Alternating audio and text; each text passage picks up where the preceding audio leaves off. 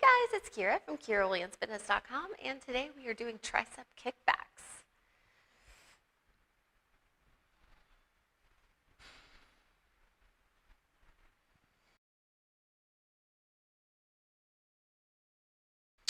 When we do these, we are going to start with our feet directly below our hips. We're going to push our hips back, and we're going to bend our knees a little bit so that way we're just kind of angled towards the ground.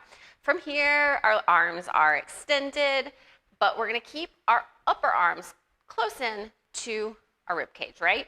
So we're just going to kick back, extend, and then the kick back, there's also a little twist, like a flick of the wrist right there, right?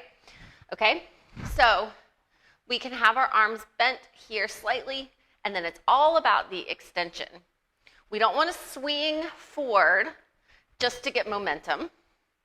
It's just that kick back, and then let them kind of come down to hang. Kick back, let them come down to hang.